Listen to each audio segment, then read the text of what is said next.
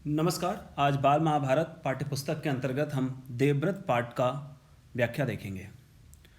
पाठ प्रारंभ करने से पहले हम इसके पात्र परिचय को देख लेते हैं। तो प्रस्तुत पाठ में जो मुख्य पात्र हैं वह हैं देवव्रत।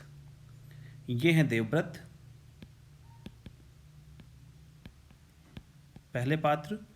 दूसरे पात्र हैं गंगा, जो देवव्रत की माँ हैं। और तीसरे हैं महाराजा शांतनु, जो कि हस्तिनापुर राज्य के राजा हैं।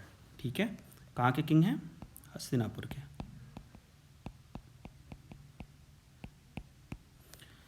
पूरा महाभारत कथा जो है इसी के ऊपर निर्भर करता है। ठीक है, तो हम देखते हैं इसमें क्या है इस पाठ में। तो हस्तिनापुर के राजा शांतनु गंगा नामक सुंदर युवती के रूप सौंदर्य से इतने प्रभावित हुए कि उससे विवाह करने हेतु उसकी शर्तों को मानने के लिए राजी हो गए। ये जो है गंगा, इसको देख करके जो शांतनु हैं, जो हस्तिनापुर के राजा हैं, वो बड़े प्रभावित होते हैं और उससे शादी करना चाहते हैं। और उसके लिए जो शर्त इसने रखी गंगा ने, वो सारे शर्तों को वो मान लेते हैं। ठीक है, गंगा ने राजा से कहा, मैं कुछ भी करूं आप उसका विरोध नहीं करेंगे। राजा द्वारा शर्त स्वीकार करने के बाद गंगा उनकी पत्नी बन गई। तो ये गंगा जो है वाइफ हो जाती है किसकी? शांतनु की।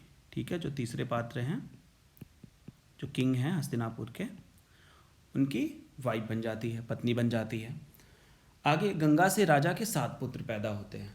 ठीक है, इनको 7 पुत्र होते हैं, किंतु गंगा ने उन बच्चों को पैदा होते ही बहती हुई नदी में बहा दिया। जो ही पैदा होते थे बच्चे, वो जाकर के नदी में उसको फेंक आती थी, बहा देती थी।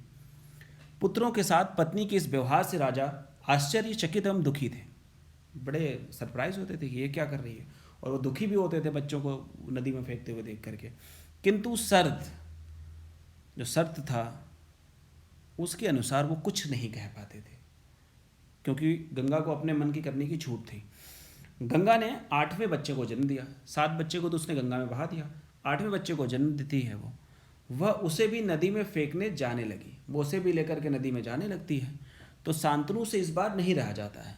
वे बोलते हैं, तुम कैसी माँ हो जो अपने नादान बच्चों को अकारण मार देती हो? तुम्हारा यह व्यवहार ठीक नहीं है। अब राजा की बात सुनकर गंगा मन ही मन मुस्काई। वो अंदर से मुस्कुराती है, क्योंकि वो तो वही चाहती थी कि राजा हमें मना करे, परंतु क्रोध का नाटक करती हुई बोलती। फिर लेकिन वो गुस्से में बोलती, हो उसको तो प्रसन्नता आती है, लेकिन वो गुस्से में बोलती, राजन क्या आप अपना वचन भूल गए, प्रॉमिस भूल गए जो किया था आपने? मालूम होता है कि आपको पुत्र से ही मतलब है, आपको अपने बेटे से ही प्रेम है, मुझसे नहीं प्रेम है। आपको मेरी क्या परवाह है? ठीक है, पर शर्त के अनुसार मैं अब नहीं ठहर सकती, मैं यहाँ रुक नहीं सकती। हाँ, आपके इस पुत्र को मैं नदी में नहीं फेंकूंगी, लेकिन एक है कि ये जो 8वां पुत्र आपका है, इसको मैं नदी में अब नहीं फेंकूंगी। इस अंतिम बालक को मैं कुछ दिन पालूंगी, मैं इसकी सेवा करूंगी कुछ दिनों तक, फिर पुरस्कार के रूप में, इनाम के रूप में आपको जो है दे दूंगी। यह कहकर गंगा बच्चे को लेकर चली गई। बच्चे को लेकर के वो चली जाती है। यही बालक, अब देखो यही है, ये नदी में बहाने जा रही है छोटे से लड़के को, ये है देवव्रत। ठीक है, लेकिन लास्ट में ये बहाती नहीं है, उसको क्या करती है, पालने के लिए रख लेती है, और कहती है कि कुछ दिनों के बाद वो राजा शांतनु को वापस कर देगी। ठीक है, और यही बालक जो है बाद में किस नाम से फेमस होता है? देवव्रत। और देवव्रत से भी ज़्यादा फेमस नाम होता है भीष्म पितामह। अगर आप महाभारत पढ़ेंगे तो हर समय ये नाम आएगा, भीष्म पितामह।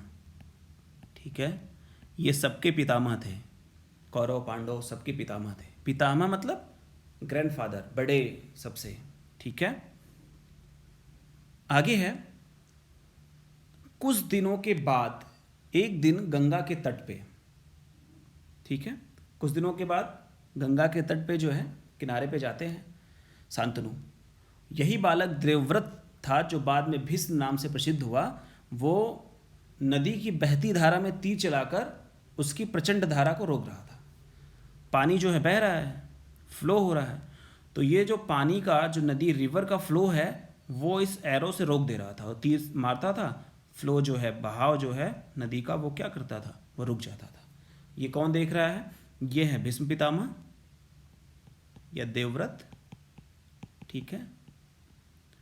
और इनके पिता हैं शांतनु, जो ये देख रहे हैं इनको ऐसा करते हुए, वो पानी के फ्लो को जब रोक रहे थे नदी के, ठीक है। तो फिर राजा आश्चर्यचकित हो जाते हैं। इतने में ही गंगा जो है आकर राजा से कहती है, अब गंगा जो इनकी माँ है भीष्म की और इनकी पत्नी है शांतनु की, वो बाहर आ जाती है नदी से और बोलती है, क्या बोलती हैं कि राजन, पहचाना मुझे, और इस युवक को आप पहचान रहे हैं मुझे, और ये इस लड़के को भी पहचान रहे हैं आप, यही आपका और मेरा 8वां पुत्र देवव्रत है, ठीक है। ये हम दोनों का पुत्र देवव्रत है। महर्षि वशिष्ठ सभी की शिक्षा दीक्षा करते थे, ने इसे शिक्षा दी है, शास्त्र ज्ञान शुक्राचार्य, और रण कौशल मतलब युद्ध, बैटल फील्ड में जो है, युद्ध के मैदान में ये जो है, ये परशुराम भी इसका मुकाबला कर सकते हैं, मतलब ये इतना बलशाली है। ये जितना कुशल योद्धा है, स्किल वॉरियर्स है, ये कुशल योद्धा है, उतना ही चतुर राजनीतिज्ञ है। ये बहुत ही जो है चालाक भी है। आपका पुत्र मैं आपको सौंप रही हूँ, अब ले जाइए इसे अपने साथ। वो दे देती है देवव्रत को, राजा शांतनु को। गंगा ने देवव्रत का माथा चूमा और आशीर्वाद देकर राजा के साथ विदा कर दिया। तो ये थी देवव्रत कहानी। आशा है आप सभी को यह बहुत ही अच्छी तरह समझ में आया होगा। धन्यवाद।